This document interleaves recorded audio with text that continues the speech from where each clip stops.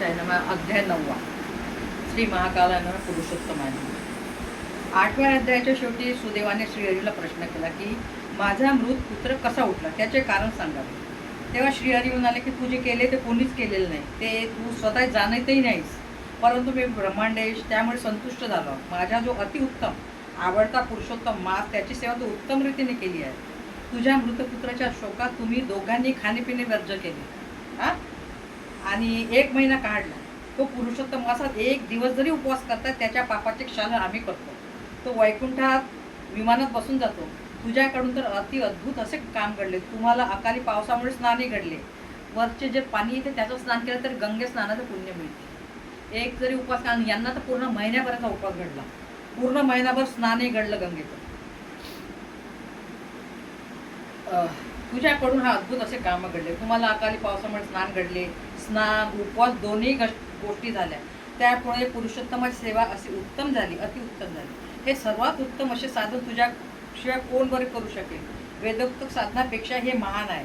प्रत्यक्ष ब्रह्मदेवाने मोजून पाहिले. एका पारड्यात पुरुषोत्तम व दुसऱ्या पारड्यात अनन्य साधने, परंतु काय दिसले आहे माहीत आहे का? इतर साधने हलकी, परंतु पुरुषोत्तमाचे जड, आणि म्हणूनच या भूमीवरचे लोक केवळ पुरुषोत्तमाला भक्तिभावाने पुजतात. असे हा पुरुषोत्तम मासात तू तपाचरण केले, म्हणून हा तुझा पुत्र जिवंत झाला. या पुण्य जगतात पूर्ण जगात तुझ्या एवढा पुण्यात्मा कोणीच नाही. तू कृतार्थही झाला आहेस.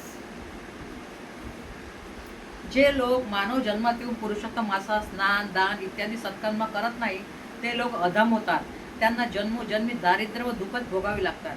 माझ्या हा पुरुषोत्तम मासात मनोभावे जे पुजतील त्यांना मी गोलोकवासी भगवंत सुप्रसन्न होईल, आणि तोच पुरुषोत्तम सेवक मलाही फार आवडतो, म्हणून मी त्याला महाभाग्यवान करतो. या पुरुषोत्तम मासाचे वर्णन हे ब्राह्मणा मी काय सांगाय. प्रत्यक्ष चतुर्मुख असलेला ब्रह्मा ते करायला कुंठित झाले आहे. असे बोलून घननीळ अदृश्य पावले. पुढे काय घडले ते सांगतो. राजेंद्र आहे, त्या राजाला त्या पुरुषोत्तम मासाचे महत्त्व घेऊन अत्य आनंद झाला. त्यांनी आजपर्यंत असा मास कधी पाहिला नव्हता. नकळत घडलेल्या पुरुषोत्तमाच्या सेवेमुळे घडले होते. लोकांना दुर्लभ अशी कामना ह्या सेवामुळे घडल्या होत्या. तो पुरुषोत्तम मासाची सेवा पुत्र बायकोसो करू लागला. आनंदित झाला. त्यांना घेऊन घरी आला. त्यांची ती चांगली कृती पाहून त्यांच्या आई वडिलालाही फार आनंद झाला व पुढे येणाऱ्या प्रत्येक पुरुषोत्तम मासात श्री विष्णूचे सुंदर पूजन करू लागले. त्यांनी कर्ममार्गाच्या इच्छाचा त्याग केला व भक्ती मार्गाचा इच्छा धरली. सर्व दुःखाच्या तापावर सावली धरणाऱ्या पुरुषोत्तमाचे पूजन करू लागले. ते प्रत्येक पुरुषोत्तम मासामध्ये जप होमादी सत्कर्म करून हरिसेवेत मग्न झाले. शेवटी 1000 वर्ष सर्व भोग भोगून वैकुंठाप्रती भार्येसह म्हणजे पत्नीसोबत गेले. तेथील सर्व सुख भोगी पुन्हा त्यांनी पत्नीसह भूतलावर जन्म घेतला. तोच तू दृढधन्वा राजा, मागच्या जन्मातला सुदेव ब्राह्मण, तुझी ती गौतमी ही तुझी सुशीला पत्नी झाली. पुरुषोत्तमाच्या सेवेमुळे सर्व समृद्धिमान झाला असून तुझी पूर्वीची जी भार्या तीही महापतिव्रता गौतमी आहे. हा पूर्वी जन्मीचा तुझा मुलगा शुभदेव नावाने विख्यात झाला. तो जो पुरुषोत्तमाच्या प्रभावाने हरीने जिवंत केला. तो 12,000 वर्षापर्यंत पृथ्वीवर सर्व भोग भोगून शेवटी वैकुंठास गेला. तो हा सुखदेव सरोवरा शेजारी शुकरूपाने बसलेला आहे. त्याला कळले की हे माझे साक्षात दैवत माता पिता हे दुस्तर अशा प्रपंच सागरात बुडत आहे, म्हणूनच त्यांनी तुला उपदेश केला. त्यांनी पहिले प्रपंच विषयरूपी सर्प त्यांना डसत आहे, त्यामुळे हे नरकात निश्चितच जातील. जर मी त्यांना उपदेश केला तर त्यांचा उद्धार होईल व मी भावबंधनातून मुक्त होईल. मुलगा पित्याला नरकापासून मुक्त करतो. हे पुत्र हे मुलाला नाव, हे श्रुतीने सुद्धा मान्य केले. ते माझ्यामुळे खोटे कसे होईल म्हणून मी त्यांना उपदेश केला. उपदेश न करता त्यांना बोध व्हावा असा श्लोक म्हणालो. हे राजा, तू मला विचारले म्हणून सांगतो. मी आता शरू तीरावर जातो, जिच्या दर्शनामुळे पापाचा तात्काळ नाश होतो. असे बोलून वाल्मिकी ऋषी तिथून जाण्यासाठी तयार झाले.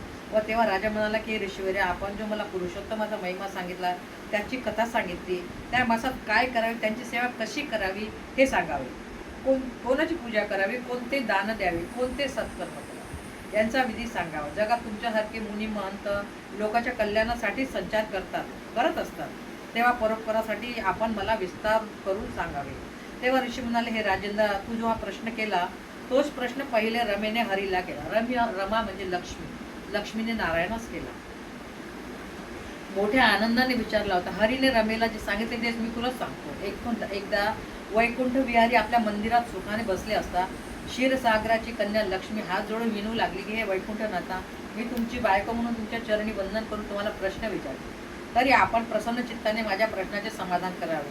मी अनेकदा असे ऐकले आहे की अधिक मास हा पुण्य पावन असून त्या स्नाना दानादी पूजादी केली असता अक्षय सुख लागते. तर या अधिक मासात कोणाची पूजा करावी, कोणती दाने द्यावी, कोणते व्रत करावे आणि त्यांच्या विधी काय आहे सर्व स्पष्टपणे कृपा करून सांगावे. ते ऐकून श्रीहरी पूर्ण आनंदित झाले. हे प्रिय कमले, तू मात्र अति उत्तम प्रश्न केला. तू सावध होऊन ते सूर्य संक्रांती नसा तो मास, त्यास अधिक मास म्हणतात. त्यांच्या स्वामी गोलोक पुरुषोत्तम स्वतः आहे, म्हणून त्या मासात दर दिवशी पुरुषोत्तमाला समजून दान, जप, स्नान, तर्पण, देवार्चनादी आचरण करावे. त्या काळात तैल त्याग, भूमिशन, एका जातीच्या पत्रावळी भोजन, अश्वदान, नखकेश धारण करावे आणि एकांना भोजन करावे. म्हणजे हा महिना सुरू होताच पुरुषोत्तमापासून काही ना काही थोडं दान द्या.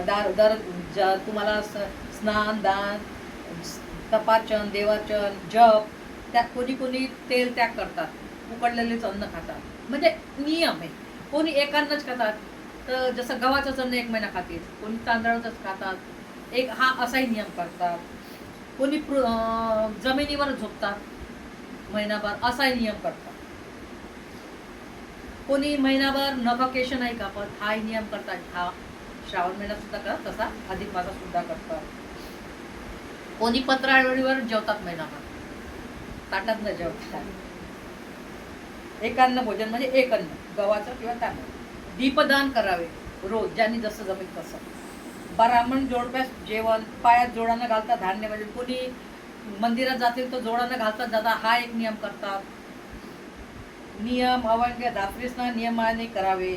फळांचा त्याग करावा. कोणी महिनाभर फळच खात नाही, कोणी मीठच खात नाही, असा सुद्धा नियम करतात. कोणी तीळ, तांबूल आदी धान्य आदी दान, सोने, ज्याच्याने तीळ, तांबूल म्हणजे पान, सोने, चांदी, सौभाग्याचे दान असेही दान करतात. गोवस्त्र, गोदान, गौदान करतात. उपोषण, आईची नक्त उपोषण करतात महिनाभर, किंवा महिनाभर एकच टाइम जेवतात. आईची कोणी आणून दिलं तरच खातात, असाही नियम करतात. नक्त, धारणा पारणा. धारणा पारणा म्हणजे 1 दिवस उपास, दुसऱ्या दिवशी जेवण. 1 दिवस उपास, त्याला धारणा पारणा व्रत म्हणतात. एक भक्त हविष्याशान्न किंवा मौन व्रत करावे. हे नाही केले तर दारिद्र्याने दुःख दारू प्राप्त होईल हे निश्चित. याच्यातून काहीतरी एक तरी नियम घ्यावा, असं हरीचे सांगणे. हरीने लक्ष्मीला सांगितले. जे कोणी पुरुषोत्तम मासात ब्राह्मणाची पूजा करतील, स्वल्प किंवा बहुदाने करतील, त्यांना अखंड सुख प्राप्त होईल. या मासातील विशेष नियम भक्तिभावाने आचरावे. प्रथम सकाळी उठून शौच मुखमार्जन करून दंत धावनपूर्वक स्नान करावे. पांढरी धुतलेली वस्त्र नेसून सुशोभित घरी येऊन इतर गोष्टी न बोलता हाताने पादक प्रक्षालन करावे. आचमन करून नित्यकर्म संध्या देवताचे पूजन अंतःकरणात मनोभावे पुरुषोत्तमाचे ध्यान धरून करावे. नक्त एकभुक्त राहून नियम करावे. जो ब्राह्मण वेदशास्त्रात निपुण आहे असा शुद्ध ब्राह्मणात बोलवून त्याची पूजा करून त्याला पूजा सामग्री द्यावी आणि काही संकल्प सोडावे. शुद्ध स्थळ सारून त्या ठिकाणी चतुरस्त्र किंवा वर्तुळाकार असे गायीचे शेणाने सारवावे. त्यावर अष्टदल सुवर्ण, तांबे किंवा मृण्मय पूर्ण असा स्वच्छ नवा कलश घ्यावा आणि त्याचे पूजन करावे. त्या स्वर्णाची राधिके सहित पुरुषोत्तमाची मूर्ती ठेवावी. त्यात प्राणप्रतिष्ठा करून श्रुती, स्मृती, पुराण वाणीच्या प्रमाणे अग्योत्तम तारणपूर्वक निवृत्ती पूजा करावी.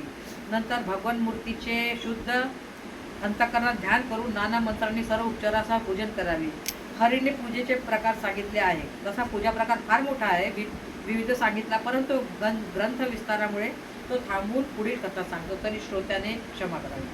अशा प्रकारे पुरुषोत्तमाची पूजा करावी. जर त्या प्रत्येक पदार्थाचे उणीव भासत असेल किंवा जे पदार्थ मिळत नसतील तर शुद्धोदकाचे संपूर्ण उपचार कल्पावे. म्हणजे कल्पनेत तो पदार्थ घेऊन शुद्धोदकाचा उपयोग करावा.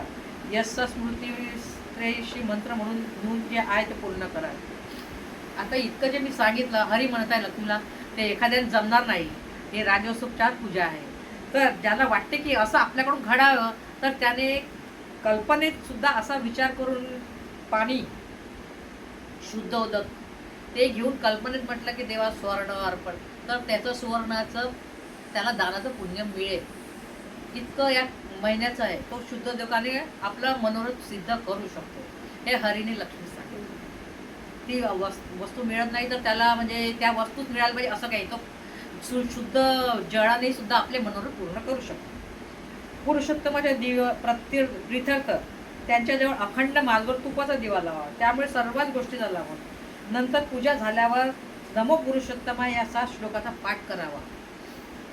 आता श्लोक आहे ते पद्मपुराणातील पुरुषोत्तम श्लोक.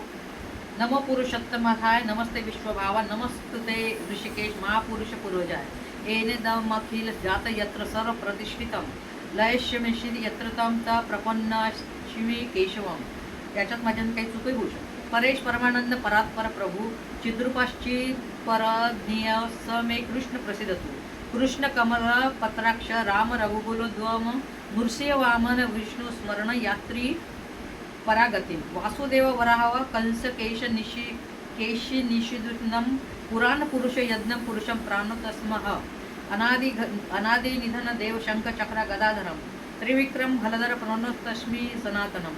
या इंद्र कार्तिकेयती स्तोत्रानाथ मुक्तम मोत्तमम सर्व पाप विनिर्मुक्तोय विष्णू स्वयं महित इति श्री पद्मपुराणक पुरुषोत्तम स्तोत्र संपूर्ण. हे पद्मपुराणातील पुरुषोत्तम स्तोत्र आहे. कथालाप सोडून फालतूच्या गोष्टी सोडून जितेंद्रियपणे शुद्ध राहून शुद्ध भावनेने पुराणाचे श्रवण करीत संपूर्ण दिवस घालवावा. अशी पूजा रोज महिनाभर करावी. म्हणजे पापे जळून जातील आणि मनोरथ पूर्णही होतील व इहलोकी तर सुख मिळेलच पण शेवटी मोक्षपदेही प्राप्त होतील. अशा प्रकारे श्रीहरीने आनंदाने रमेला सांगितले. इतिश्री अधिक मास महात्मा 7 9वा अध्याय समाप्त.